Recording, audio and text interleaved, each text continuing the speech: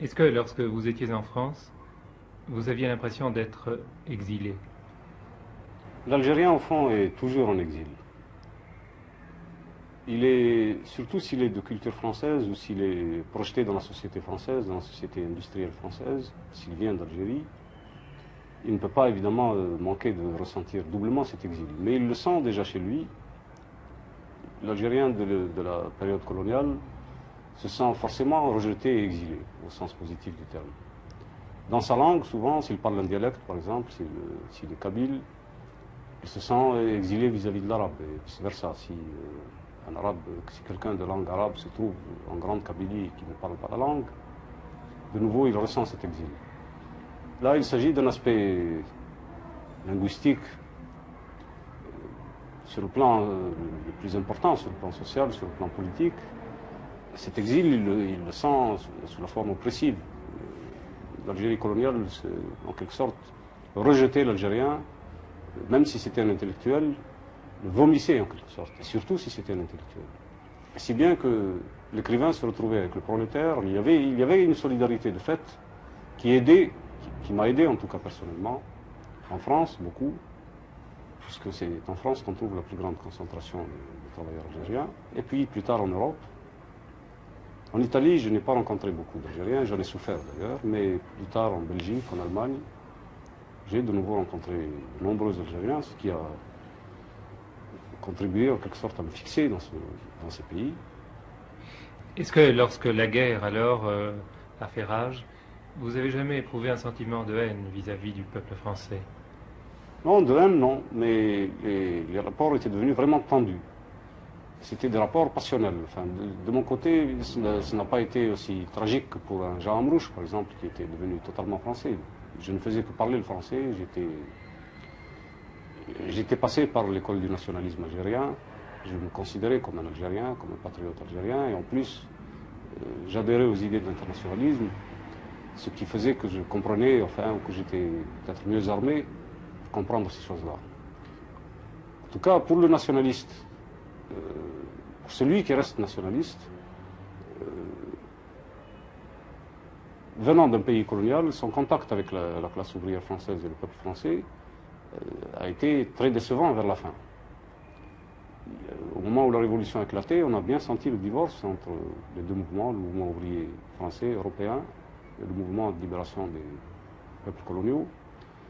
Il y a eu vraiment des moments de vide tragiques, il y a eu des moments d'hostilité ouverte aussi, et puis de méfiance très lourde. Fort heureusement, à la base, il y a toujours eu des militants, des groupes, puis le peuple, des gens qui se sont chargés d'assumer la mission historique enfin, qui leur incombait et qui peu à peu ont pris conscience. Enfin, par la fin, on peut dire qu'en France, l'idée de l'indépendance algérienne avait fait vraiment beaucoup de chemin. Mais ça n'a pas été sans mal. Et pour l'écrivain algérien, évidemment, cela devenait une situation intenable. Enfin. Et il y avait un commencement de haine qui germait, bien sûr, parce que rien de tel que pour engendrer la haine que l'amour déçu, vous pensez bien. Or, pour écrire vraiment en français, et pour s'adresser au peuple français, il fallait avoir une grande confiance en lui. Il fallait forcément s'en faire une idée, peut-être l'idéaliser. Le fait d'être obligé de le quitter et de divorcer profondément avec lui a contribué pour beaucoup, enfin en ce qui me concerne surtout, a contribué pour beaucoup à me changer, à faire de moi un écrivain vraiment conscient de ce qui ne trouverait jamais plus d'attache en pays français, par exemple, et en pays étranger, tout court, mais en France tout particulièrement. Maintenant, par exemple, je n'envisage plus de vivre en France. C'est une chose qui ne me vient plus à l'esprit. Si j'étais obligé d'aller ailleurs, et si j'en avais les moyens, je crois que j'irais dans un pays, justement, dont j'ignorerais la langue. Ce serait, pour moi, une révélation. Ça en a été une, d'ailleurs, à chaque fois que dès le moment où j'ai été obligé de quitter la France. La blessure reste ouverte. Oui, la blessure reste ouverte, d'autant plus que les jeux sont inégaux, là. Vous pensez, si vous pensez à une chose, les écrivains algériens, ceux qui sont lus, à l'heure actuelle, sont édités en France, par des éditeurs français. Ce sont en général des éditeurs courageux. Le mien l'a été, par exemple. Mais cela n'empêche que c'est un éditeur français et que je suis un écrivain algérien. Dans la vision qu'il se fait de moi, il attend une œuvre qui n'est peut-être pas celle que je dois écrire moi, ou celle que j'écrirais en tout cas si j'étais fixé en Algérie avec un éditeur algérien et des lecteurs algériens.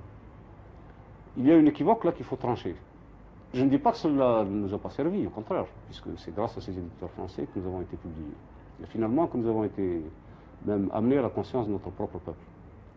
Mais maintenant, le moment est venu de faire cesser cette équivoque, parce que cela masque un vide ici. En quelque sorte, c'est se rendre complice d'un vide tragique de la culture qui existe ici en Algérie.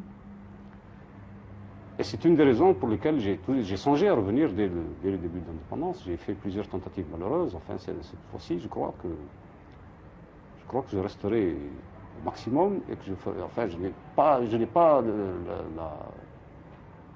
l'impression que cette fois, les choses vont se passer de la même façon. Vous pensez qu'il conviendra toujours pour les écrivains algériens de continuer à utiliser la langue française? Non, je pense qu'il viendra un jour où les écrivains algériens utiliseront l'arabe plus qu'ils ne l'utilisent actuellement. Je pense qu'il viendra un jour où les dialectes berbères seront écrits et que les berbères pourront s'exprimer dans leur langue. Je pense aussi qu'avec le temps, les grandes langues universelles seront toujours mieux connues et qu'il y aura de plus en plus dans le monde entier des écrivains capables d'écrire ou en tout cas de passer d'une langue à une autre.